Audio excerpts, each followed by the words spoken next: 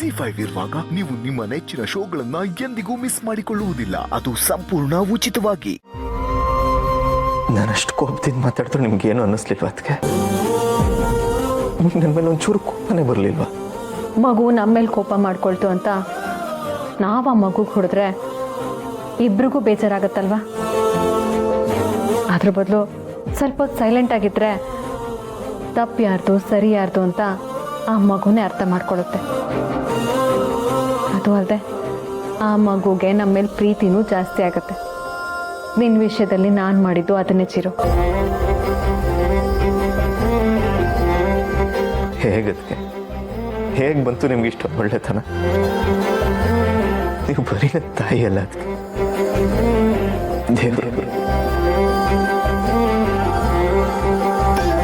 ಕೊನೆಗೂ ನಿನಗೆ ನಾನೇನು ಅಂತ ಅರ್ಥ ಆಯ್ತಲ್ಲ, ನನಗಷ್ಟೇ ಸಾಕು ಚಿರು. ಅದಕ್ಕೆ ನಿಮ್ಮ ಬಗ್ಗೆ ಇನ್ಯಾವತ್ತು ಯಾರು ಏನೇ ಮಾತಾಡಿದ್ರು ನಾನು ನಂಬಲ್ಲ, ಖಂಡಿತ ನಂಬಲ್ಲ. ಇದೊಂದು ಸರ್ತಿ ತಪ್ಪಾಗೋಗಿದೆ.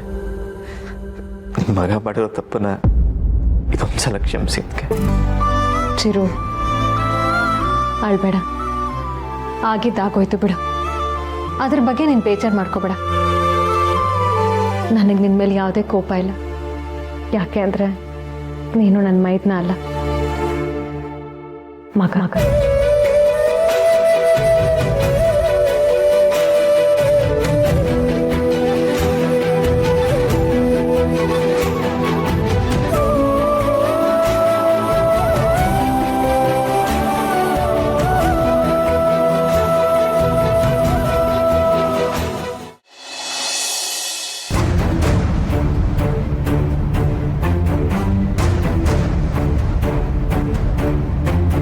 ದೀಪ, ನಿಂತ್ಕೋ. ಯಾಕೆ ನನ್ನ ಜೊತೆ ಮಾತಾಡಲ್ವಾ? ಅಕ್ಕ, ನಾ ಮಾಡಿದ ತಪ್ಪಿಗೆ ಯಾವ ಮುಖ ಇಟ್ಕೊಂಡು ಮಾತಾಡಲಿ?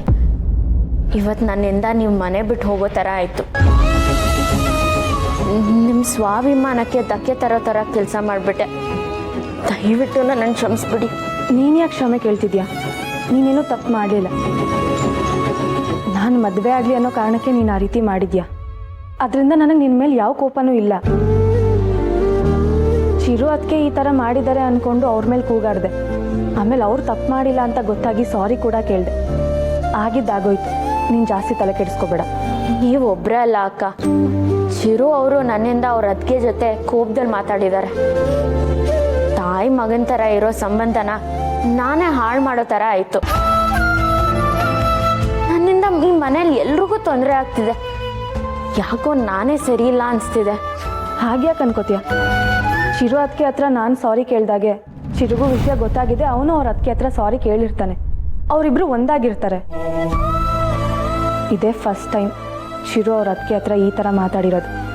ಅದು ಅವನಿಗೆ ಅರಟಾಗಿದೆ. ಅದಕ್ಕೆ ನೀನು ಮೊದಲು ಚಿರು ಹತ್ರ ಹೋಗಿ ಸಾರಿ ಕೇಳು. ನಿಮಗೆ ನನ್ನ ಮೇಲೆ ನಿಜವಾಗ್ಲೂ ಕೋಪ ಇಲ್ವಾ ಅಕ್ಕ? ಇದೆ ಅಂದರೆ ನಂಬ್ತೀಯಾ? ದೀಪ, ಯಾರಿಂದನಾದರೂ ತಪ್ಪಾದರೆ ಆ ತಪ್ಪಿನ ಹಿಂದೆ ಇರೋ ಉದ್ದೇಶನ ಮೊದಲು ಅರ್ಥ ಮಾಡ್ಕೋಬೇಕು. ನಿನ್ನ ವಿಷಯದಲ್ಲಿ ನಾನು ಮಾಡಿದ್ದು ಅದನ್ನೇ. ದೀಪಂಗೆ ಯಾವತ್ತೂ ಯಾರನ್ನೂ ನೋಯಿಸೋ ಉದ್ದೇಶ ಇರಲ್ಲ ಅನ್ನೋದು ನನಗೆ ಗೊತ್ತು. ನನ್ನನ್ನು ಅಷ್ಟು ನಂಬ್ತೀರಾ? ನೀವು ತುಂಬ ಒಳ್ಳೆಯವರು. ಕೆಲವೊಂದು ಸಲ ಈ ಒಳ್ಳೆತನನ ಬೇರೆಯವರು ದುರುಪಯೋಗ ಪಡಿಸ್ಕೋತಾರೆ. ನಾನು ನಿನಗೆಲ್ಲ ಹೇಳಿದ್ದು, ನೀನೇನು ಬೇಜಾರು ಮಾಡ್ಕೋಬೇಡ. ಗೊತ್ತಾಯ್ತು. ಹೌದು, ನನ್ನ ಫೋಟೋ ಡೀಟೇಲ್ಸ್ನೆಲ್ಲ ಈ ಮ್ಯಾಟ್ರಿಮೋನಿ ಸೈಟಿಗೆ ನೀನು ಹೇಗಾಗ್ತೆ? ಇದೆಲ್ಲ ಮಾಡಿದ್ದು ಸುಕನ್ಯಾ ಮೇಡಮ್ ಅಂತ ಅಕ್ಕಂಗೆ ಗೊತ್ತಾದರೆ ಅವ್ರಿಗೋಗಿ ಬೈತಾರೆ. ನನ್ನಿಂದ ಯಾರೂ ಈ ಮನೇಲಿ ಜಗಳ ಆಡೋದು ಬೇಡ. ಅದು ಹೆಂಗೋ ಮಾಡಿದೆ ಅಕ್ಕ, ಬಿಡಿ. ಸರಿ, ಮೊದಲು ಹೋಗಿ ಚಿರು ಹತ್ರ ಸಾರಿ ಕೇಳು. ನಂಗೆ ಕೇಳೋಕ್ಕೇನೋ ಬೇಜಾರಿಲ್ಲ ಅಕ್ಕ. ಆದರೆ ಅವ್ರು ಇಷ್ಟೆಲ್ಲ ಬೈದ ಮೇಲೆ ನಾನು ಸಾರಿ ಕೇಳಿದ್ರೆ ಅವ್ರು ತಿರ್ಗಾ ಬೈಯಲ್ವಾ? ನೀನು ನೇರವಾಗಿ ಹೋಗಿ ಕ್ಷಮಿಸಿ ಅಂತ ನಾರ್ಮಲಾಗಿ ಕೇಳಬೇಡ. ಏನಾದರೂ ಡಿಫ್ರೆಂಟಾಗಿ ಸಾರಿ ಕೇಳು.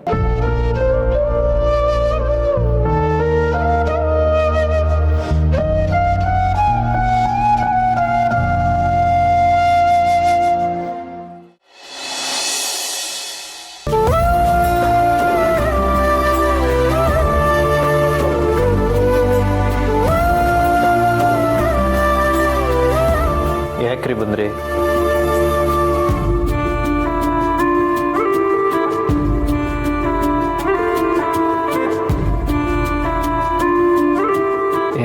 ಸಾರಿ ಕೇಳೋ ಹೊಸ ಮೆಥಡ ಇದು.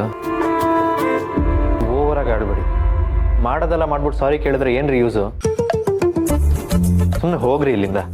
ನಾನು ಹೋಗಲ್ಲ, ಬಂದಿರೋದೇ ಸಾರಿ ಕೇಳಕ್ಕೆ. ಕೇಳಾಯ್ತಲ್ಲ, ಹೋಗಿ. ಕೇಳಿದ್ರೆ ಸಾಲದು, ನೀವು ಕ್ಷಮಿಸಿದೀನಿ ಅಂತ ಹೇಳ್ಬೇಕು. ಹೇಳಿಲ್ಲ ಅಂದ್ರೆ ಹೋಗಲ್ಲ. ಏನ್ ಬ್ಲ್ಯಾಕ್ ಮೇಲ್ ಮಾಡ್ತಾ ಇದ್ದೀರಾ? ನೀವೇನ್ ಬೇಕಾದ್ರೂ ಅನ್ಕೊಳ್ಳಿ. ಲೂಸ್ ಏನಾದ್ರು ಹಂಗೆ ಅನ್ಕೊಳ್ಳಿ. ನಿಮ್ದು ಒಳ್ಳೆ ಕಥೆ ಆಯ್ತಲ್ರಿ.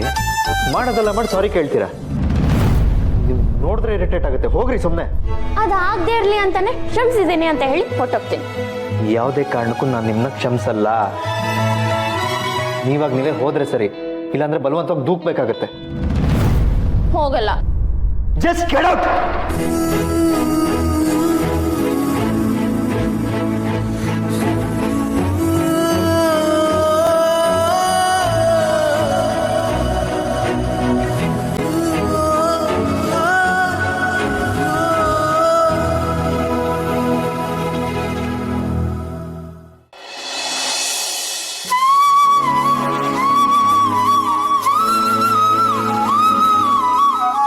ಏನ್ ನಿಮ್ ಪ್ರಾಬ್ಲಮ್ ಏನು? ಅರ್ಚನಾ ಅಕ್ಕಂಗೆ ಒಳ್ಳೇದಾಗ್ಲಿ ಅನ್ನೋ ಒಂದೇ ಕಾರಣಕ್ಕೆ ಹಿಂಗೆ ಮಾಡಿದ್ರೆ ಹೊರತು ಬೇರೆ ಯಾವ ಕಾರಣನೂ ಇಲ್ಲ. ಮಾಡಿದ ತಪ್ಪಿಗೆ ಅರ್ಚನಾ ಅಕ್ಕ ಹತ್ರ ಸಾರಿ ಕೇಳಿದಾಯ್ತು. ಉಳ್ದಿದ್ ನೀವೊಬ್ರೆ. ನೀವು ನನ್ನನ್ನು ಕ್ಷಮಿಸದೆ ಹೋದ್ರೆ ನಾನು ಈ ಜಾಗ ಬಿಟ್ಟು ಎಲ್ಗೂ ಹೋಗಲ್ಲ. ಊಟ ತಿಂಡಿ ನಿದ್ದೆ ಎಲ್ಲ ಬಿಟ್ಟು ಹಗಲು ರಾತ್ರಿ ಇಲ್ಲೇ ಜಾಗರಣೆ ಮಾಡಿ ಕೂರ್ತೀನಿ. ಆಮೇಲೆ ನಂಗೆ ಏನಾದರೂ ಹೆಚ್ಚು ಕಡಿಮೆ ಆದ್ರೆ ಅದಕ್ಕೆ ಹೊಣೆ ನೀವೇ ಆಗ್ತೀರಾ. ಯೋಚನೆ ಮಾಡಿ. ಏನ್ ಹೆದರಿಸ್ತಾ ಇದ್ದೀರಾ? ಈ ತರ ಹೆದರಿಸಿ ನನ್ನ ಮನ್ಸು ಗೆಲ್ಬೋದು ಅನ್ನೋ ಭ್ರಮೆ ನಿಮ್ ತಲೆಯಲ್ಲಿದ್ರೆ ಮೊದ್ಲದನ್ನ ಕಿತ್ತು ಬಿಸಾಕಿ. ಅಷ್ಟಕ್ಕೂ ನಾನೇ ನಿಮ್ಮನ್ನು ಇಷ್ಟಪಟ್ಟು ಮದುವೆ ಆಗಿಲ್ಲ.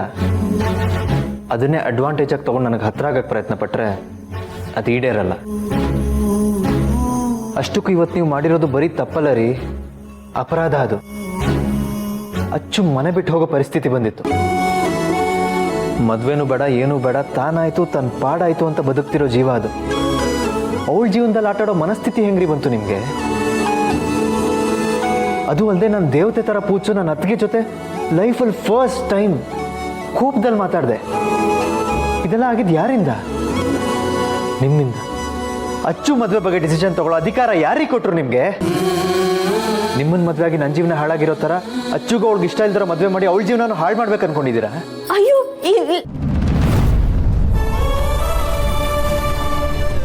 ದಯವಿಟ್ಟು ಮನ್ಸು ಹೊಡೆಯೋ ಕೆಲಸಗಳನ್ನ ಮಾಡಬೇಡಿ. ನಿಮ್ಮ ಪಾಡಿಗೆ ನೀವು ಸುಮ್ಮನೆ ಇದ್ಬಿಡಿ.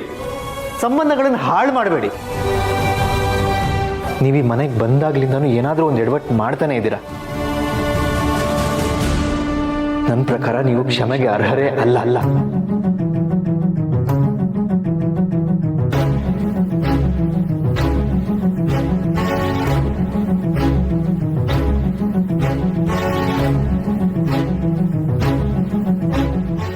ZEE5 ಆಪ್ ಡೌನ್ಲೋಡ್ ಮಾಡಿ ಎಲ್ಲಾ ಸಂಚಿಕೆಗಳನ್ನು ಸಂಪೂರ್ಣ ಉಚಿತವಾಗಿ ನೋಡಿ.